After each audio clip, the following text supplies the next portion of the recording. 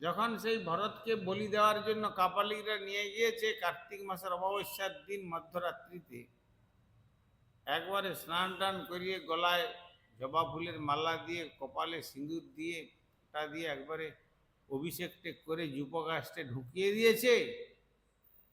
তিনি তো কৃষ্ণ ভক্ত, কৃষ্ণ ভক্ত অশান্ত হবে না? শান্ত, সর্বাবস্থাতেই শান্ত, যেহেতু নিষ্কাম। যেমন মরণ হলেও কৃষ্ণের নামে আমার মৃত্যু হবে, আর বেঁচে থাকলেও কৃষ্ণের নামে আমি বেঁচে থাকবো। কিন্তু কি হলো, সেখানে যুপকাষ্টের মধ্যে ঢুকে যে খাড়া দিয়ে ভরতকে বলি দেওয়ার কথা, মূর্তি বিদীর্ণ করে দেবী বেরিয়ে চলে আসলেন, বেরিয়ে এসে ওই খাড়া দিয়ে সেই কাপালিকদের শিরোচ্ছেদ।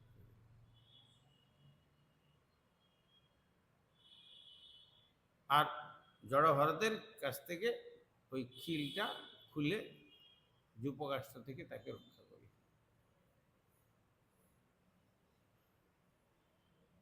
তোমাদের এত বড় স্পর্ধা হয়েছে যে আমার প্রভুর ভক্তকে আমার কাছে নিয়ে আসছে বলি দিও দান করবে,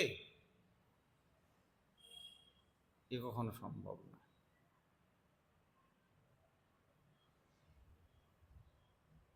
সেই জন্য কৃষ্ণ ভক্তের সর্বদেব বন্ধুতা, সমস্ত দেবদেবীগণ কৃষ্ণ ভক্তের সঙ্গে বন্ধু সুলভ আচরণ করে। তা বলে কাউকে কোনো দেবদেবীর নিন্দা করতে হবে না। মহাপ্রভু বলেছেন, কাহারেও না করে নিন্দা কৃষ্ণ কৃষ্ণ বলে, হ্যাঁ, অজয় চৈতন্য সেই জিনিবে কহে। সকলে সম্মান করিতে সকতি দেহনাথ যথাযথ, গুরুবন্দনাতে বলা হয়েছে সকলকে যথাযথভাবে সম্মান করতে হবে। কিন্তু যখন ঐকান্তিকতার সঙ্গে নিষ্ঠাটা চরম এসে যাচ্ছে ভগবানের চরণে,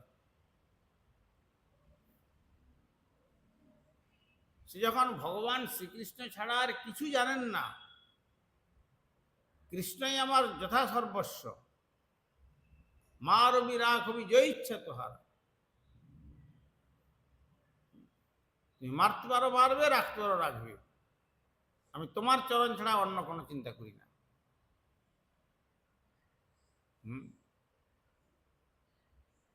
সেখানে কিন্তু নিষ্ঠাটা অন্যরকম হয়ে যাবে।